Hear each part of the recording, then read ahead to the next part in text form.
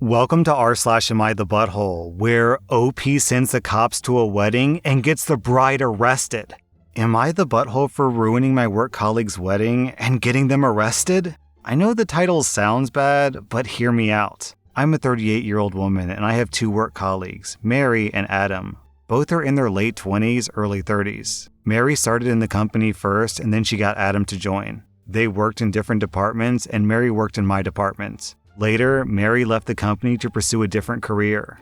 When they started at the company, they had already been married for a few years. Now, Mary is the kindest and loveliest person I've ever met. She was always polite, helpful, and would cheer anyone up. We missed her dearly. So it came to us as a shock when we found out that she was divorcing Adam because he was cheating on her. I called her to express how sorry I was that this happened to her, and we've been talking almost daily ever since. I was impressed with how well Mary held herself in this situation. She wouldn't badmouth Adam, and the only thing she mentioned was how her wedding dress and a few family heirlooms went missing when she was moving her stuff out of the apartment. She thought they might be misplaced or in a different box, and they would turn up eventually. A few years passed. I now work in the same department as Adam. He's a good work colleague, but he can be dismissive and ignorant sometimes. Adam invited me to his wedding with Chelsea, the lady that he cheated on Mary with. The entire department was invited, and yes, I made sure that Mary was okay with this.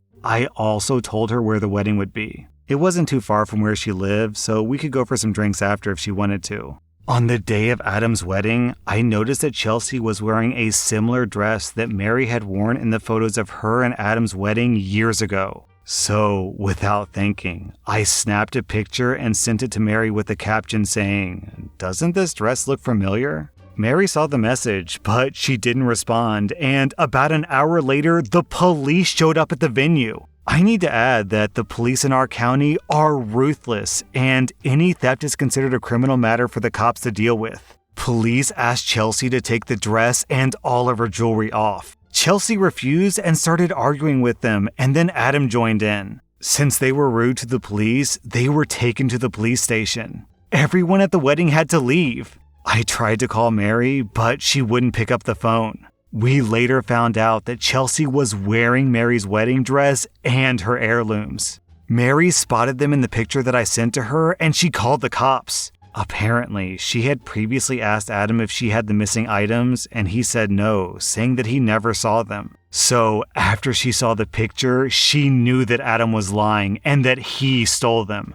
Chelsea had to leave the wedding dress and jewelry at the police station and go home wearing her underwear and Adam's jacket after they were bailed out. Yesterday, Adam returned to the office and went completely mental at me, blaming me for sending a picture to Mary and ruining his wedding. He also called me a butthole for what I did. This guy stole from his wife, or his ex-wife, I guess, then gave his ex-wife's dress and jewelry to his mistress to wear to the wedding. Then all you did was send the picture to the ex-wife who you're friends with, and she called the cops. So how does you sending a picture with an innocent caption make you the butthole here? Answer, it doesn't. You get 0 out of 5 buttholes. Adam gets 3.5 out of 5 buttholes. Mary also gets 0 out of 5 buttholes. Am I the butthole for telling my cousin that he can't do an interpretive dance at my dad's funeral?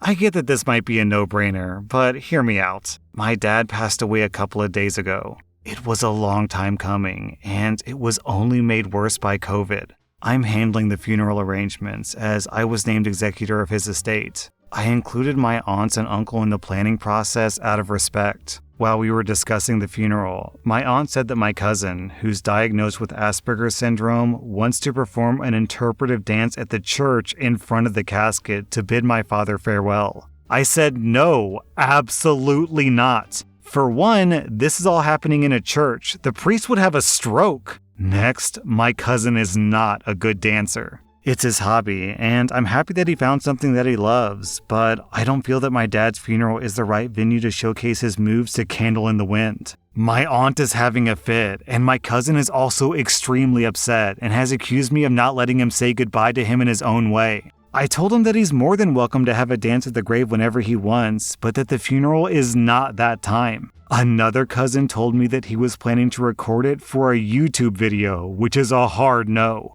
I just don't think that it's respectful at all, and I know that my dad would have hated the thing turning into a spectacle, so am I the butthole? Come on, OP, you gotta get those views, gotta get those subscribers, man. It's like Jake Paul says, the grind never stops. Yeah, so in all seriousness, OP, I completely agree with you. You get an easy 0 out of 5 buttholes. Also, down in the comments, we have this contribution from Don't Ask Me Anything. Not the butthole. A cousin did exactly this at our great-grandmother's funeral.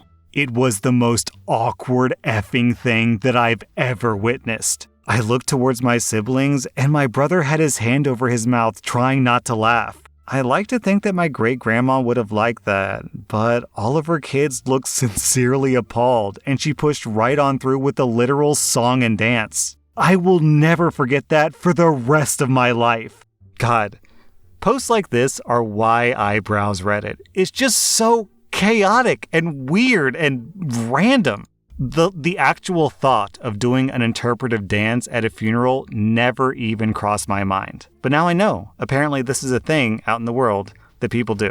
So when I kick my bucket, I hope that all of my subscribers will come to my funeral and have a large interpretive dance party to celebrate my life and mourn my death. Am I the butthole for flipping out on my husband for canceling my job interview?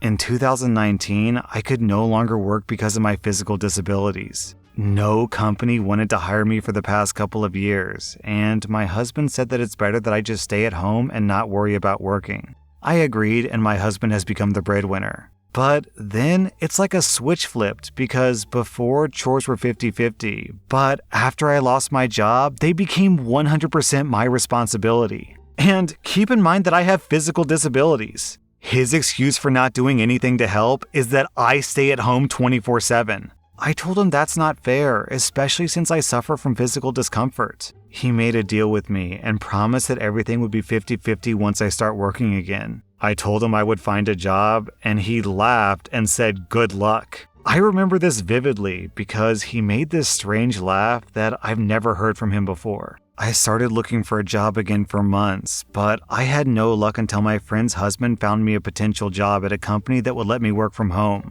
I was so excited, and I felt like I was capable again despite the struggle. They scheduled an interview with me, and when I told my husband, he looked red in the face but said nothing. 2 days ago, I found out that my job interview got canceled. I found out when my friend reached out to ask why I did that, but I said that I had no idea. I checked my email and found nothing because I never sent anything to the company. Then my husband came home and admitted to canceling the interview.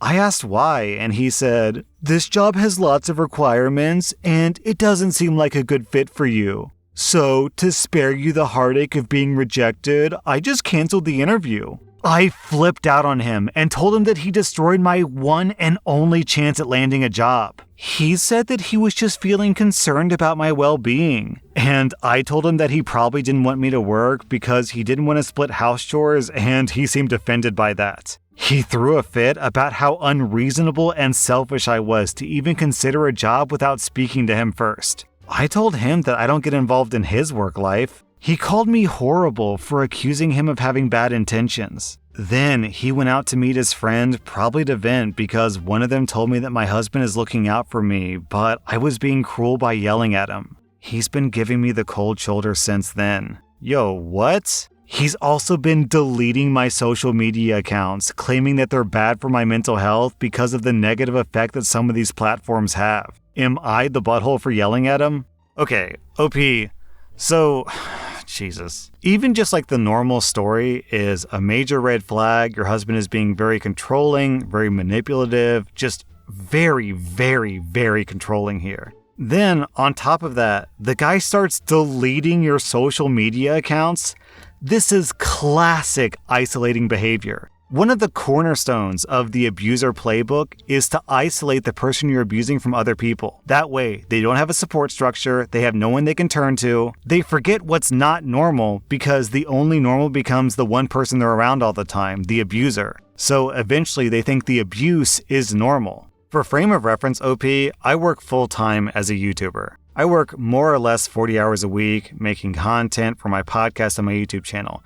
My wife and I just had a young daughter. She's like maybe 10 months old right now, and my wife quit work so she can be a stay-at-home mom. And naturally, that means that while I'm working, my wife is doing a lot of work at home, taking care of the kid, feeding her during lunchtime, so on and so forth. But when I leave my office at the end of the day, I don't just not do chores, I help. I help feed the baby at dinner time, I change diapers, I take out the trash, I do the classic man stuff like change light bulbs and unclog toilets. So it's completely unreasonable to just expect the person who's staying at home to work 24/7, but the person who goes to work only has to work 40 hours a week. It's completely unfair. Then, on top of that, if my wife were physically disabled, I would do even more of the chores. It wouldn't even be close to 50-50. It'd probably be 25% her, 75% me. So, OP, I'm saying all this just to illustrate to you that what your husband is doing to you is not normal. Based on what I'm reading here, this really sounds like straight up abuse. OP, you get an easy 0 out of 5 buttholes. Your husband gets 4.5 out of 5 buttholes.